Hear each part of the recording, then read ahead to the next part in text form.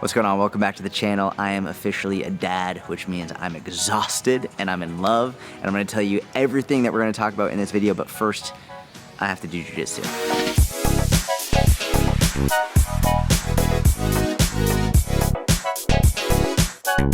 How tired are you?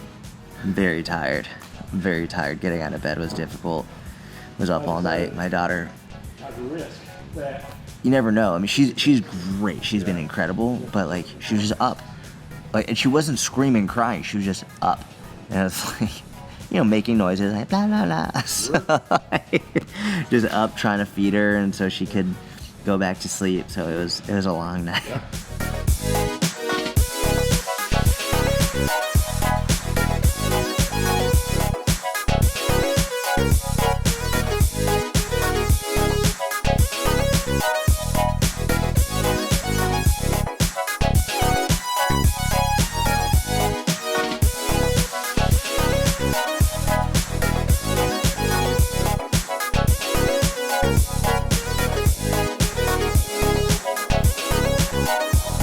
All right, so you guys took turns, one starting up, one starting down. Yeah. What's next? We're gonna do the same thing this time, but in a different position. So it's called half guard. So one will be on top, one will be on bottom, starting in this position. Probably only do 5 per, instead of doing 10 total, we'll do 5 each. Start with the underhook from the bottom? Yeah. So we'll start, the top person sort of has a position of advantage. Before it was equal. Top, bottom is pretty equal. Now, top person should have a little bit of an advantage. We'll go from there.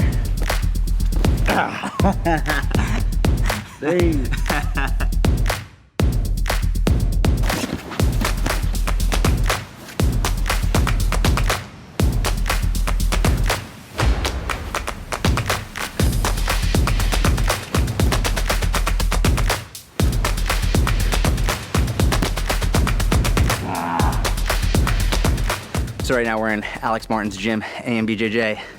We got a TV right up there.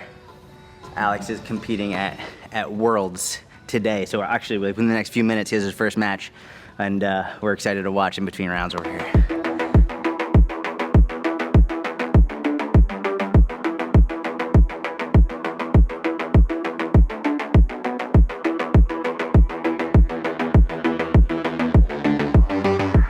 So he got the guy in an arm bar, but you're not allowed to grab inside the sleeve. And so for a split second, he went inside the sleeve before he got the arm, and so the ref called it a penalty, which was actually a good call. But he ended up winning, right? He ended up winning. He submitted him anyway. And it's another black belt. Like another black belt, he passed his guard. He dominated him at will. It was just insane.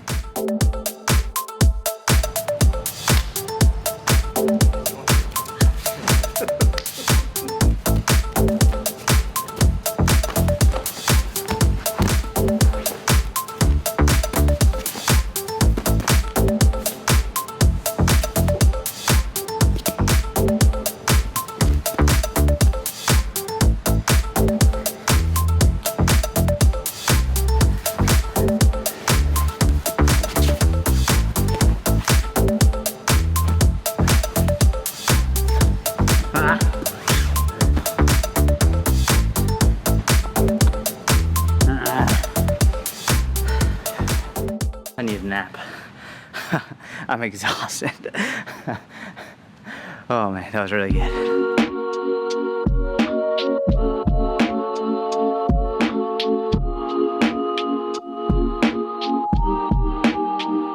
All right, just got back from jiu-jitsu. I'm gonna walk you through very quickly what this video is gonna be about. I'm very excited to introduce you to my daughter. So I'm gonna sit down with my wife. We're gonna have a long conversation about what it was like to have a baby and how things have been the past week. I have a quick coaching call I'm about to go on, but make sure you watch the end of this video because I'm also gonna be answering your Instagram questions in an Instagram Q&A at the very end of the video. All right, let's get into it. Yo! If you're just being a legit dude and a nice coach and thoughtful, you're not being that guy. Like, you're helping people out, and like, as a result, they wanna work with you.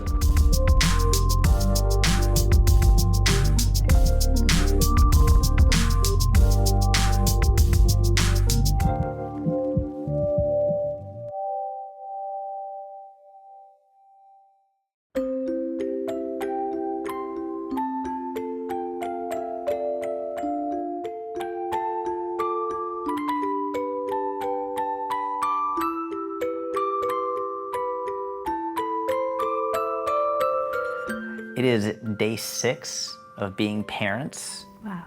And this is our little baby. Online we're calling her Teeny McNeeny. And we'll start by saying we're exhausted. We're very tired.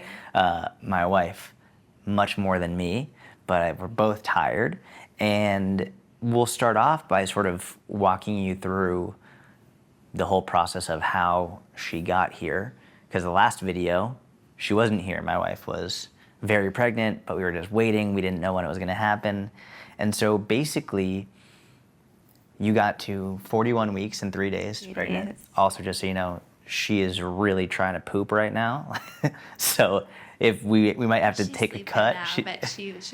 You can feel when she's like trying to poop. Like, you know, when you're constipated and like you're like, but like you would never do that in public. Like you would never like let people see you be like, but she does. She's just like, Is their face red? Her face gets red and you can feel her abs tense as she's trying to poop. So there might be a few cuts in here. But yeah, so you were 41 weeks and 3 days. And if you want to cut in, just tell me to shut up and stop talking at any point. But 41 weeks, 3 days, and it was time to get induced. Because we didn't want to go past week 42. Yeah, because apparently, and this is all new to me, after week 42, the placenta stops nourishing the baby as well. So we didn't want to take any chances. Yeah. So get induced. Now, getting induced, like in my mind, I just assumed, cool, so you go in and they do whatever they do and then the baby comes out. And that's not what it's like. A long process. It's a long process. So we went in on Friday the 26th at 6 in the morning. So we woke up at 5:15, but we really didn't sleep that night. Yeah. So like we didn't sleep all Thursday. We go in at 6 a.m. on Friday and they start the process and they start giving you medication to get things going. And I remember asking, being like, okay, cool, so how long is this going to take? And they're like, 12 hours. Just the first step. And we're like, what? 12 hours? So, but they hook you up to so many different things. They're monitoring your blood pressure, they're monitoring your health, the baby's blood pressure. And they said like how they have to go really slow to make sure they monitor everything. Yeah, so. and all of the nurses and doctors were amazing. Like they were incredible and they made it an amazing experience. But 12 hours in like a 10 by 10 room, like it was a lot. And you're on bed rest and all of this stuff. So it's crazy. You could go back and forth initially to use the bathroom and stuff, but yeah, and eat in the beginning. Yeah. So that's how it started. And then after those initial 12 hours, I was like, okay, cool. So like, what next? And then they're like, well, now we have to give her another medication and this could take another 12 hours. I'm like, oh my God. And this is like all just new to us. Like, I don't know. Like, I have no idea what to expect. So long story short, it essentially takes another 12 hours before they say, all right, now it's time to start pushing. Now, in this second 12-hour period, they were like, yeah, you can take rest. You can try to go to bed. For me, it was much easier than it was for you. Yeah. It wasn't easy, but like I had a little couch, which was not comfortable, but comfortable enough. And I was just like curled up, trying to sleep. But you're hooked up on monitors and the baby's hooked up like and they're they on are monitors. coming in checking every 20 minutes. So I'm like, how am I supposed to sleep? Yeah, every 15, 20 minutes, a new doctor or nurse is coming in, doing their job, thank God. Like anything we needed, we could hit a button, they'd be in there in a second. But it's like checking you, checking the baby, always looking at something, changing medicine, whatever it is. Yeah. So it's like you didn't sleep at all for now 2 days before you even started pushing. Yeah. And then it was funny because one of the nurses comes in, and I might be using the wrong term, nurse, doctor, I apologize, I'm using the wrong term, but one of the nurses comes in and she's like, okay, cool, I just called your OB, she's on the way, let's start pushing. Just like random. No, like, hey, in this amount of time, we'll begin the process. It was like, cool, let's just start pushing. And she looks at the computer screen, which monitors contractions. And I took video of like the contractions and the baby's heart rate. Cool. So we can put that in here. All right, so I have no idea what you've seen already in this video, but we are at the hospital. My wife is getting induced. It is August 26th. It's 3:18 p.m. We got here at 6 a.m. this morning so she could get induced. And so we've already eaten a bunch, but she was just asking me for some snacks, and she was like, I don't know, just go get me some chips. I was like, okay, like, she's not feeling well. I don't want to bother her, so I just went and got her a bunch of different chips. I didn't know which flavor she'd want, so I just got her literally every flavor of chips that they have. And then the woman who was checking me out, she was like, damn, you're going variety shopping today. I was like, I got a wife in labor. I don't know what she wants, so this is what we've got. I'm gonna go hand her some of these and see which ones she wants right now.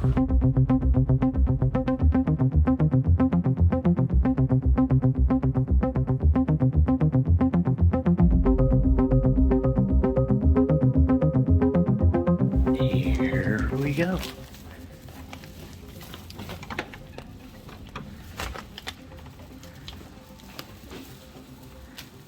Hi, Nene.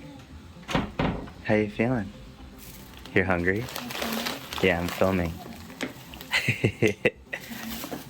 So you said get you some chips, right? So I got you these, sun chips. I also got you these, baked Lays. I also got you these, classic Lays. I also got you these, baked Lays again, because I thought you really like those. I like these. And I also got you Terra Original. Oh, we love these. I just didn't know which one you'd want, so I got you all those. You can hear her. I know. Her heartbeat. Strong. So the pink is me, and those are contractions. The pink is you, okay. So each box length is a minute. So, yeah, like the big boxes. The blue line is her heartbeat. Oh. So they monitor both, and they have like little, like, what is it called? Like a monitor sensor, and it connects here, and that's how they read it. Very cool. How are you feeling?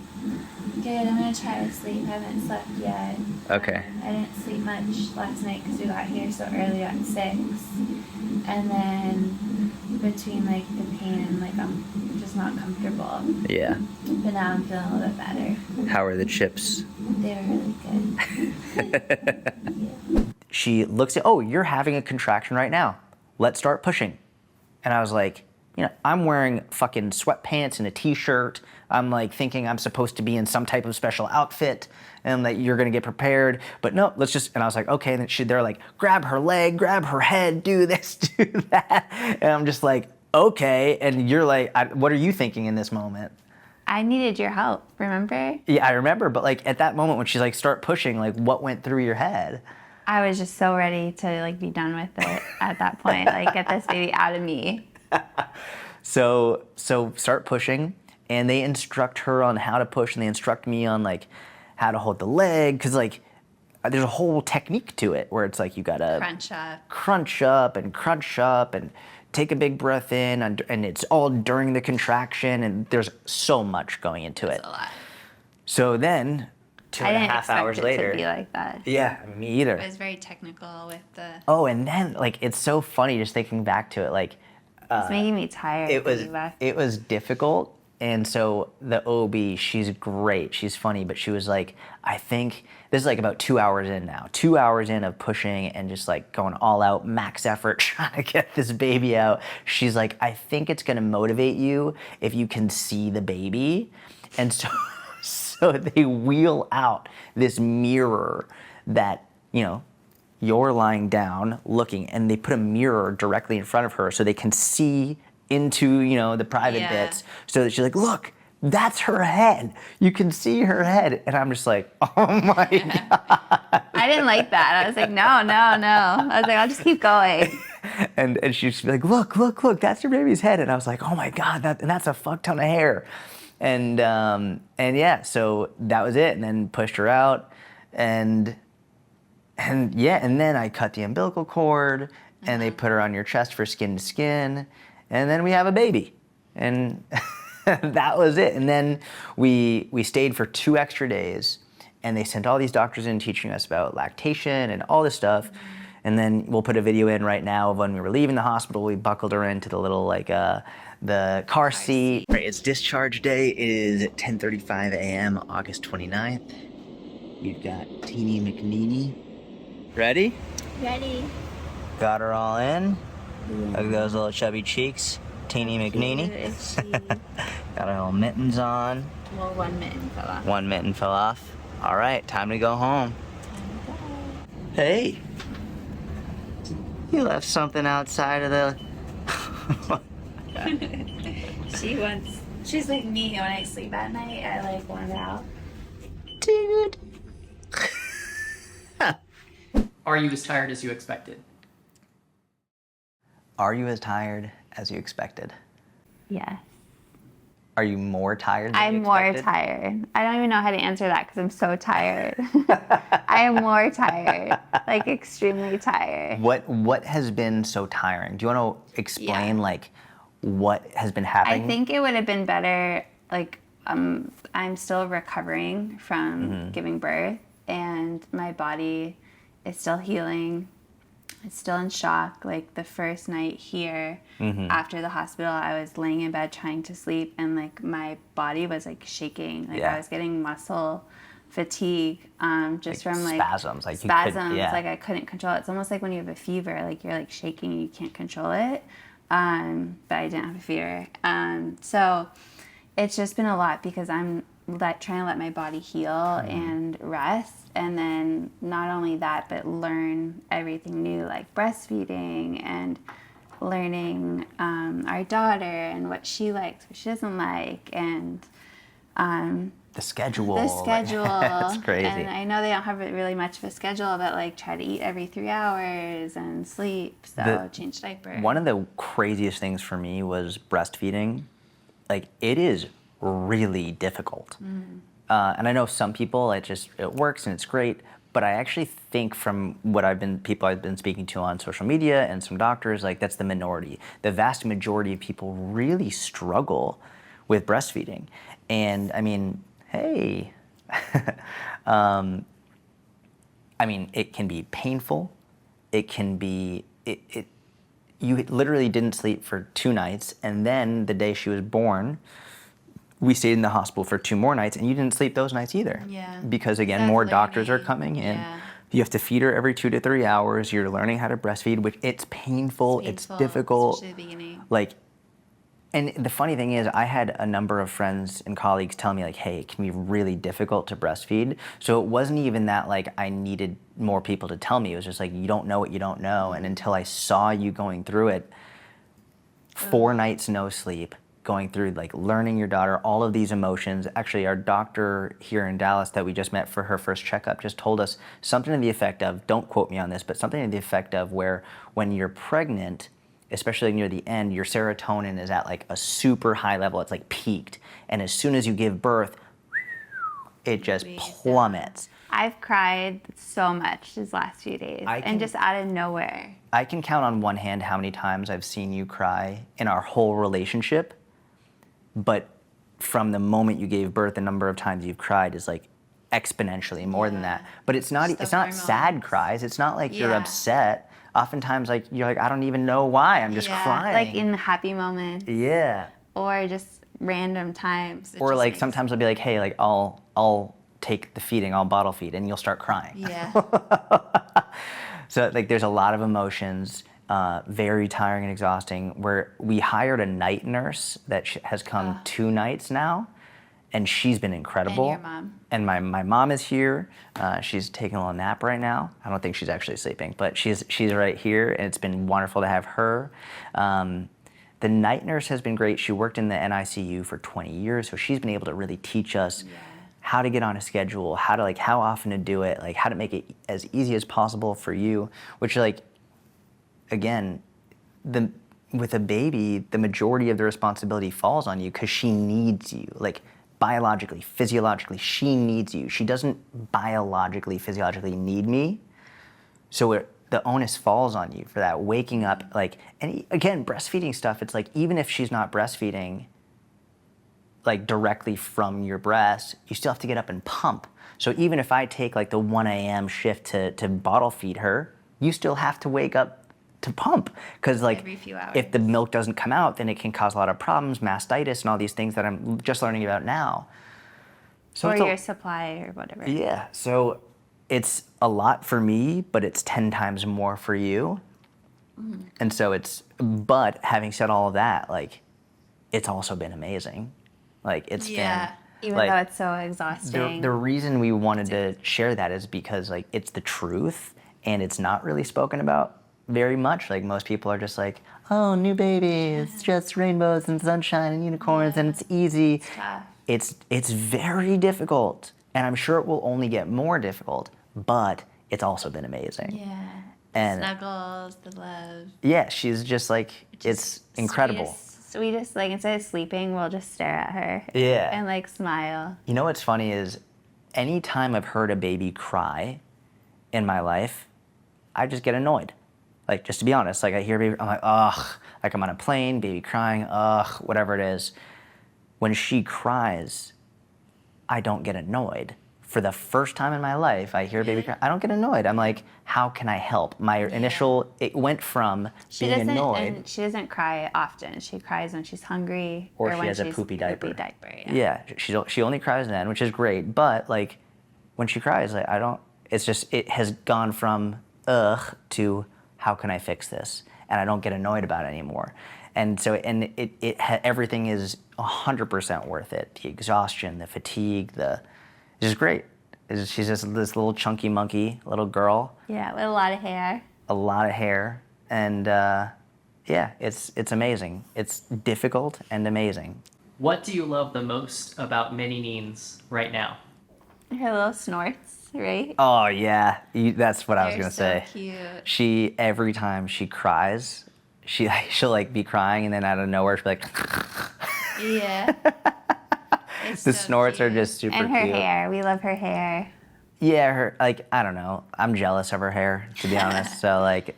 Just her personality, I think. Like, I don't know why. I don't know if, like, I haven't seen a personality yet. You know, I mean, she's just like a little chunky monkey little baby. But she has, like, little, like, behaviors that she does. Yeah, you know? you can start to see it already. But, like, everything from the snorts to the snuggles to, like, just, like, holding her to feeding her to, like, you know, you get to see her grow literally every day. Like, this is something I didn't know. Apparently, it's very normal for babies to lose weight for a few days after they're born. So she was born at 7 pounds, 13 ounces. She got all the way down to like 7 pounds, 2 ounces. And now she's working her way back up, like gaining weight super fast. She was 7'6" yesterday. Yes. So. But it's amazing, like, to know that all of that, like, responsibility falls on us, and to be there and to literally watch every second over and over and over again.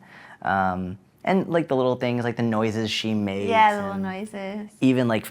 And her eyes, the way that she's so alert all the time and looking at everything. And I spoke about it earlier, but, like, the feeling of when she's trying to poop, it just makes me laugh because, like... Oh, you love when she hiccups. The hiccups are amazing. The hiccups are the cutest. But I like... One of the things I like about kids in general is the insecurity often isn't there until a certain age. And I just think, like, it's so cute and endearing that, like, she's just like, and one day she's going to be watching this video and she's going to be like, I cannot believe you spoke about how I was really trying to poop. But, like, it's just cute and it's endearing, and she's just like, you can feel her stomach be like, and I love that. What have you been surprised about, and what have you not been surprised about? What are you thinking? I can't give you mine. So one thing I am surprised about, I'm trying to think of something I haven't already said. Can I go first then? Okay, you go first, yeah. I was surprised that, like, when she was first born, like, her eyes are so blue. Mm-hmm. And they still continue to look really blue. Yeah, they're very blue. And Jordan and I both have, like, big brown, dark eyes. Yeah. So I think I was kind of surprised. I know a healthy baby is, they show blue, like a blue tint. Yeah. But I don't know, I was really surprised about that. And they don't look brown, so it'll be interesting to see what color they change. I like that. Yeah. I like that. And also her ears. As soon as I saw her ears, I was like, oh, she has Jordan's ears. So I think for me, this is more like on a global level as opposed to, like, just with our beautiful baby. But, like, watching you go through childbirth and watching her come out of you, literally, has very much changed. Like when I was driving back from jiu-jitsu the other day, I was watching all these people cross the street, and I was watching people walk on the sidewalk, and I was like, every single one of these people came out of a woman just like that after a most likely very difficult, maybe even a super challenging labor. Every single one, every single person. And then when they came out, they were an adorable little baby. They were super cute. And so for me, it's just been like very interesting from a global perspective, interacting with people, almost treating them just like, you know, like we're all humans. It's a weird hippy-dippy thing to talk about, but like we're all humans. We all come from that. We all come from that situation. And so sort of looking at the world from that perspective, looking at women from that perspective, like women who've gone through childbirth, like fucking warriors. That was to watch you go through that and like see how difficult that was, but you didn't stop. Like, yeah. Made it through to the other side. And that you still want to do it again. Hopefully, if we're blessed to have more children, like that, like you I go need through this crazy difficult experience, and you're like, yeah, I still want to do it again. It's like, man. You forget, like once you hold them, you're like, So cute. So that's the surprising thing. Okay. Now, do you want to go first? Yes. Okay, not surprised. I haven't been surprised with how amazing you have been. Thank you. And I appreciate you. And I'm gonna start crying. And I love you. I love you and very thank much. you. And I'm very blessed to have the career that I have and the lifestyle that I have, to where I can just, you know, the first day we were home, I canceled everything, like no podcast or nothing. Like, first we just canceled everything just so I could I be needed here. help those days. And it's, you know, to be honest, that's made me think about people in less fortunate situations, like who can't hire a night nurse or who can't skip work. And like, I could not imagine a single mother being at home all alone, having to go through all of this all by herself. It's like, holy shit. Yeah. So very fortunate to be able to be in this position. And yeah, it's like the most amazing thing to be able to help contribute. And I think it's brought us closer together as well. Like in so many ways, just to be able to like, hey, I need you to go get sleep. Hey, go get sleep. Stop cleaning. Go get sleep. Like, and work as a team. Like, I'm gonna do this, you do that. Go. Yeah. You know? Yeah. Go. Go. And then we go in bed. The thing I am not surprised about is I don't want to steal yours because I don't want. So I knew it. Like I don't want to steal it. So like that's true. I'm not surprised about how amazing you've been with her, but I don't want to steal yours either. Okay. So I have to think of something else. You know what? I am not surprised about how much I love her. No. A lot of people have said like, aren't you just blown away by how much love you can have for her? And I'm like, no. Like, I'm really not surprised at how much I love her. I think as soon as we found out that you were pregnant, and I took those pictures and I can send them to Mitch, and I was just so excited, like immediately, like that for me was when I was like, I love her, like with everything, and that's it. And like from that moment, I knew. So when she was born, I was very emotional and I cried when she was born. It wasn't like I loved her more though. It was more just like, I finally get to meet you. Yeah. Like I'm like, and I get to show you that I love you and I get to care for you. And so yeah, I'm not surprised how much I love her. It doesn't blow me away. It's just, I knew from the moment you were pregnant, it's like, that's it. So it's not surprising at all. I love you. I love you. So having said all of that, if you've made it this far in the video, thank you to everyone watching, hearing us talk about our journey with our first daughter. And you know, if you want to leave a comment about maybe your experience with children, your children, or going through labor or raising your children, we'd love to hear from you. Yeah, we'd love to hear about that. But whether or not you do that, it's just thank you for watching and for being a part, and we appreciate you very much.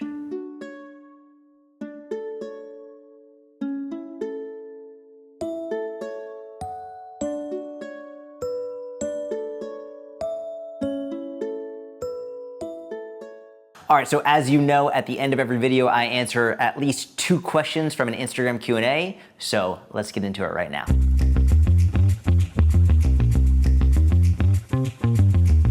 All right, so the first question is from Smaz9, and she asked, do you have advice when work schedule and family responsibilities make it hard to fit in exercise?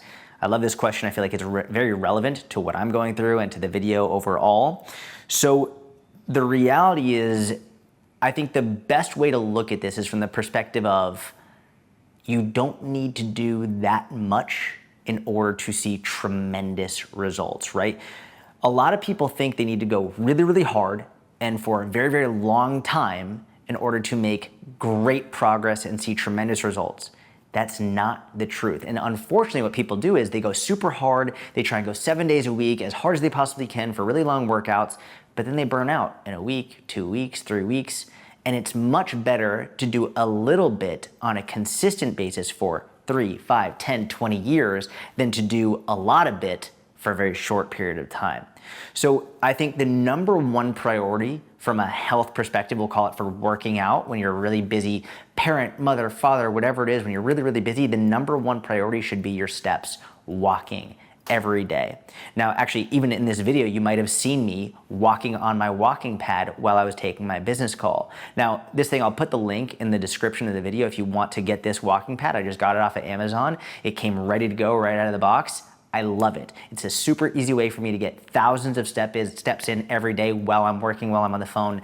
I think it's a really, really, really good tool for you to have. But before I had the walking pad, I just walked around my apartment in New York City, like a 500 square foot apartment. I'd be on the phone, walk around the apartment. I still do that to this day with my daughter. I'll hold her and I'll walk around the apartment. Steps is the number one most important thing that is relatively easy for you to get in to improve your health. I'm not saying it is easy, but it's relatively easy compared to going to the gym, getting equipment, putting in a whole hour-long plus workout. You can literally just be in your apartment. If you're watching, or in your house, whatever you are, if you're watching TV, get up, take some steps. If you're on the phone, get up, walk around. It is so important. It has massive carryover to your health. Please do not underestimate it, and don't listen to these motherfuckers who are saying walking doesn't count as exercise. They have no idea what the fuck they are talking about. It is without question the most important and the best exercise you can get from an overall longevity perspective for your life. So get your steps in. If I have to put a number to it, I would like you to shoot for at least 7,500 steps per day.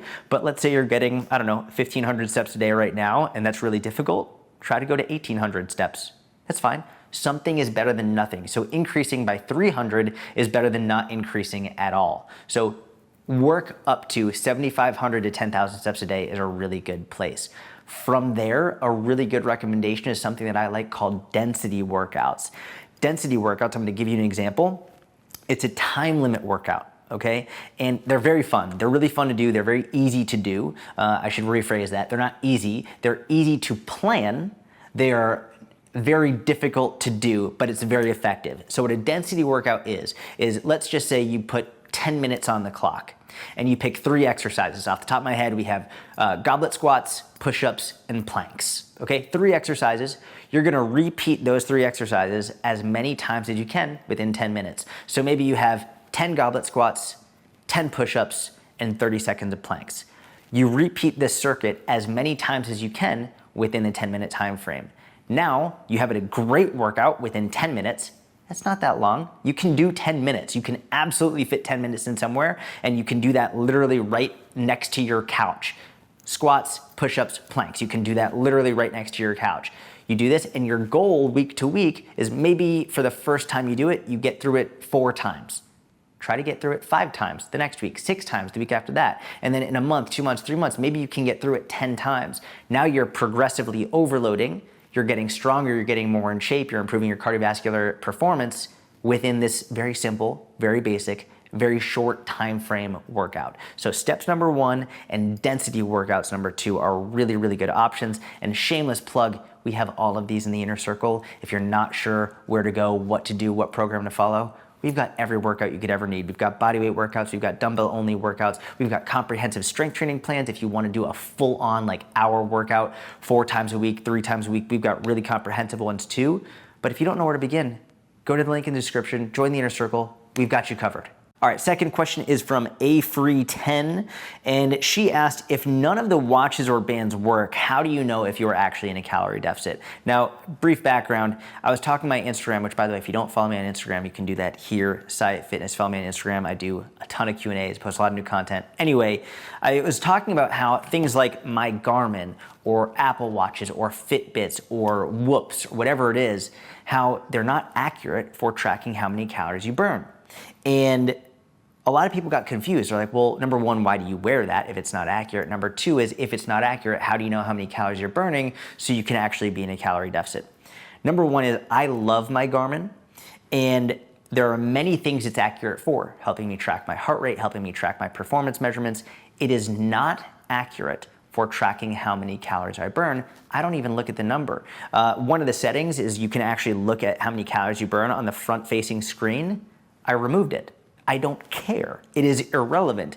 It's inaccurate, and I don't need that number, all right? And I actually think a lot of people, they end up doing things just to burn calories. This is one of the reasons I hate burpees. Not because the burpee is awful inherently, but because people do burpees because they just want to burn more calories.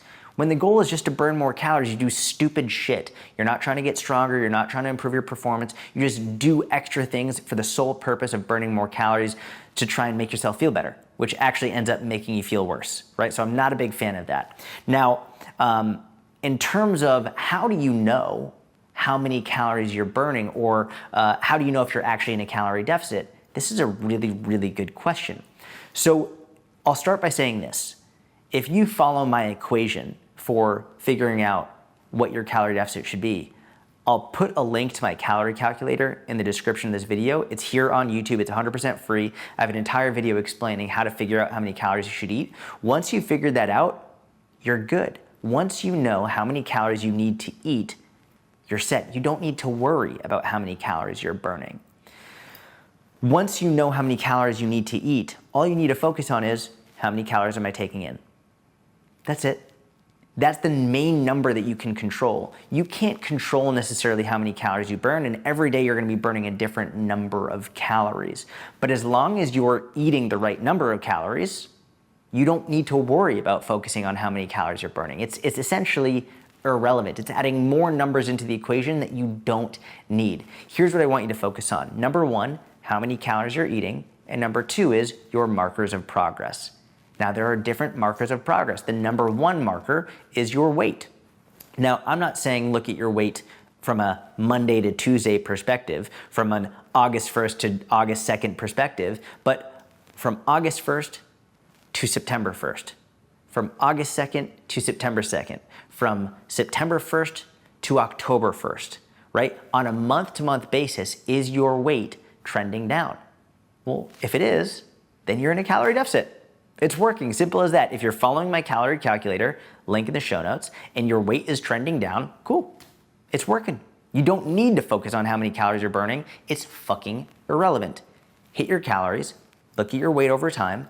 If it's going down, you're in a calorie deficit. Simple as that. And again, you don't track your weight day to day. You don't even do it week to week. You compare it month to month. You track daily, compare month to month. Because what you weigh on August 1st and then to August 2nd, you couldn't have gained or lost any significant amount of fat in that time frame. So the scale is going to fluctuate. But over the course of a month, 2 months, 3 months, you can see the trend over time, and that's what's going to tell you if you're actually losing fat or not. Now, there are other markers of progress as well. You could use measurements. I think measurements are a really good tool, especially if you don't have a good relationship with the scale. Scale is triggering for you, like any number of things, like you don't like stepping on the scale, use your measurements. And oftentimes people's measurements will go down and the scale will stay the same for a couple of weeks. If your measurements are going down, I don't care what the scale is doing, you're losing weight. It's working. So regardless of the scale, if your measurements decrease, you're in a calorie deficit. If your clothes are more loose, they're fitting better, you're in a calorie deficit. It's working. So these are markers of progress you can look for. Other things to be aware of, number one is your hunger.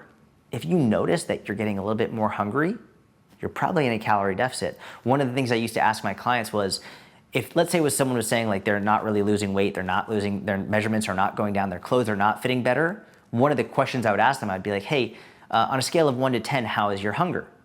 And if they came back and said, oh, you know, it's like a 4. I'm really not even hungry at all. I'd be like, oh, well, you're probably not in a calorie deficit, because part of reducing your calorie intake is getting a little bit hungrier. You don't have to be starving. It shouldn't be a 10 out of a 10. But when you're in a sustainable calorie deficit, a little bit of hunger is not only normal, but it's expected, and you should feel a little bit of that. So hunger increase is normal. Oftentimes, and unfortunately, an energy decrease is also expected. These are other things to look for. Maybe you're just not as excited when you wake up. You're not as energetic when you wake up. This is normal. It's part of it. It's especially normal the leaner and leaner you get. If you were starting off from a very high body fat percentage, you might actually feel better. You might have more energy, right? You might feel better overall. But if you get to very low levels of body fat, this is when things get more and more difficult in a calorie deficit, okay? So look at your measurements, look at your pictures, look at your weight, look at how your clothes are fitting, pay attention to your calories in, and once all that's taken care of, you don't need to worry about how many calories you're burning or how many calories your watch is telling you you're burning, because it doesn't matter. You've got it all under control, and you have all of the information that you need just from that information. You don't need to know how many calories you're burning, all right? If you have any questions, post in the comments section. I hope you enjoyed the video. If you did, please leave a 5-star review. I'm asking for a 5-star review on YouTube. There is no 5-star review on YouTube. I'm like in podcast mode. I hope you enjoyed the video. If you did, please give it a thumbs up. Subscribe to the video if you don't already. I'm gonna leave that in there. Bloopers are good, whatever, it's real. I made a mistake, fuck it. With that being said, leave a comment. Let me know what you thought of the video. I hope you enjoyed it. Have a wonderful day, and I'll talk to you soon.